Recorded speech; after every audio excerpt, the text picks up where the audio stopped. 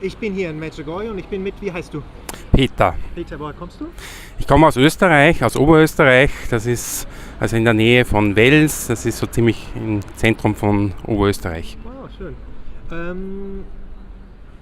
Du warst 8-mal hier, hast du gesagt, 8 bis 10 Mal? Ja, es ist das 8. oder das 9. Mal. Ich habe jetzt nicht ganz genau nachgezählt, aber Warum ja. kommst du immer wieder hierher? Ja, ich habe irgendwie trotzdem eine Beziehung zu dem Ort aufgebaut. Wurde von einem Freund mal mitgenommen, damals über Silvester. Und habe mir damals gedacht, wenn ich jetzt nach Medjugorje komme und da jetzt, sage ich mal, was mir da alles erzählt wurde, dann muss mir hier selber die Mutter Gottes erscheinen. Das war natürlich nicht so. Was ist passiert? Ich war sehr beeindruckt von dem, was hier abgeht. Ich war für mich völlig neu, dass so viele junge Menschen hier gemeinsam beten, 3 Rosenkränze beten. Das war ziemlich strange für mich.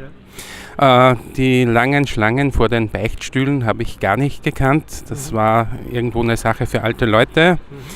Und ich habe mich dann noch durch einer etwas langen Warm-up-Phase mitreißen lassen.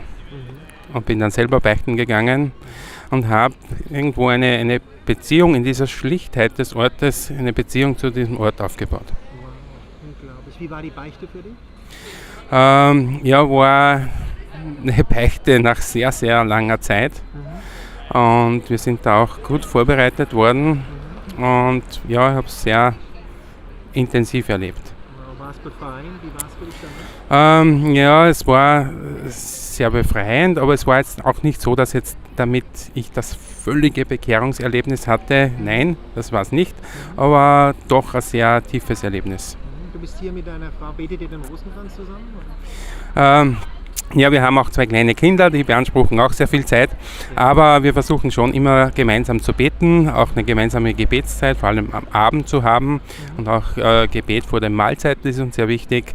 Einen ganzen Rosenkranz schaffen wir es nicht, wir sind froh, wenn wir ein Gesetzchen schaffen. Und es gibt viele Leute hier, die suchen einen Ehepartner. Wie würdest du sagen, wie habt ihr euch gefunden? Wie kann man sich finden? Was würdest du denn sagen? Ja, ich sag mal so, bei uns war es sehr spannend. Wir haben uns gemeinsam getroffen bei so einem Jugendtreff eines Benediktinerklosters, Stift Kremsmünster, bei uns in der Nähe oder bei mir in der Nähe. Irgendwie ist es doch ein Stück weit her und ist auch daher gekommen. Ja, und ich habe meine Frau, meine heutige Frau, das erste Mal dort gesehen. Das zweite Mal dann getroffen beim Pfingstkongress der Lorettos in Salzburg. Da haben wir schon wenige Worte gewechselt. Und das dritte Mal dann gesehen beim Weltjugendtreffen in Madrid. Wow, schön. Und da haben wir dann ein bisschen mehr geplaudert und uns dann auch irgendwo die Kontaktdaten ausgetauscht und uns dann ab dem Zeitpunkt regelmäßig getroffen. Ja, wunderschön. Und was würdest du sagen, was ist das Geheimnis für eine schöne Beziehung und Partnerschaft? Ich meine, das ist die andere Frage, wie hält man eine schöne Beziehung aufrecht?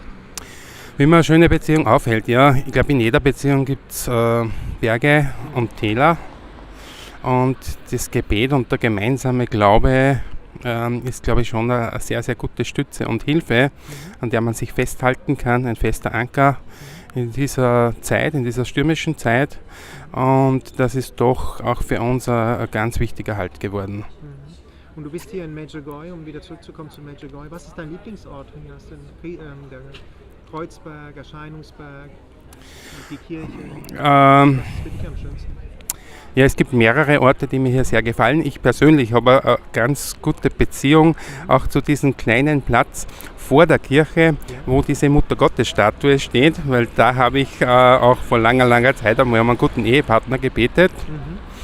Und ja, da kehre ich immer wieder gern zurück und sage auch Danke. Habe ich auch jetzt schon gemacht. Und ansonsten, ja, es ist einfach eine Fülle von Eindrücken und positiven Eindrücken, die mich da auch prägen und die mich stärken. Du sagst, der Glaube hält euch zusammen oder ist eine Stütze in der Ehe. Was ist für dich die Schönheit des katholischen Glaubens? Ja, die Schönheit des Glaubens ist, dass man erstens einmal in der katholischen Kirche doch aus der Fülle schöpfen kann. Katholisch bedeutet ja trotzdem allumfassend. Und das bedeutet, dass ich selber, sage ich mal, da sehr viel Stärkung erfahren habe durch unterschiedliche Gruppen, durch unterschiedliche Priester, durch gute Inhalte. Man muss sich das aber auch suchen, man muss sich die Quellen auch dort oder da suchen. Kannst du die Namen von den Gruppen ein paar sagen, dass Leute eine Inspiration bekommen? Ja, ich persönlich bin ein Urgestein der Loretto-Gemeinschaft in Österreich. Das ist eine sehr, sehr große Gruppe, die auch immer wieder viele Events machen für junge Leute, auch für junge Familien. Und da ist es mir auch sehr, sehr wichtig, mit anderen Jugendlichen oder mit anderen jungen Familien oder mit im Herzen jung gebliebenen, es kommt nicht auf das Baujahr drauf an, in Kontakt zu sein, sich auszutauschen und sich auch, sage ich mal, gegenseitig durch stürmische Zeiten auch zu tragen und sich gegenseitig auch durch die Täler zu helfen, die es immer wieder gibt. Und viele Leute, vielleicht die das Video jetzt mal sehen, sagen auch, haben keine Beziehung zu Gott, Gott dem Vater. Was ist Gott der Vater für dich? Ja, der Name spricht eigentlich für das Programm Gott ist der Vater.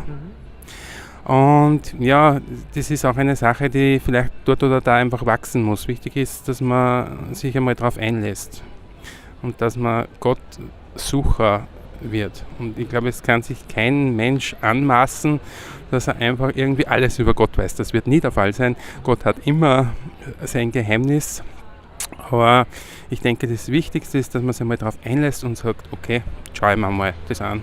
Schau ich mal, ich setze mich vielleicht einmal in einen Bus, auch wenn ich so fern weg bin vom Glauben oder mit der Mutter Gottes gar nichts anfangen kann oder mit Gott Vater gar nichts anfangen kann.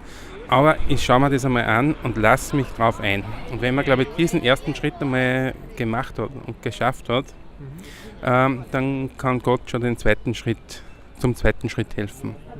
Wunderschön. Und wie ist es für dich, jetzt in der Zeit, Kinder zu erziehen, katholisch zu erziehen? Wie macht ihr das? Kannst du da einen Ratschlag geben? Vielleicht sind da Leute, die sagen, wir sind da echt jetzt vor Problemen, so viele Einflüsse auf die Kinder. Wie macht ihr das? Kannst du da einen kleinen Einblick geben?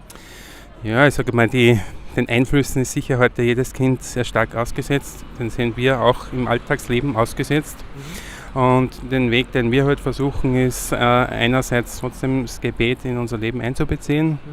Zum Zweiten auch zu schauen, was gibt es für eine Möglichkeiten in der Umgebung, sich mit anderen Familien auszutauschen, dass zum Beispiel die Kinder sehen, okay, da gibt es auch andere Kinder oder da gibt es auch andere Familien.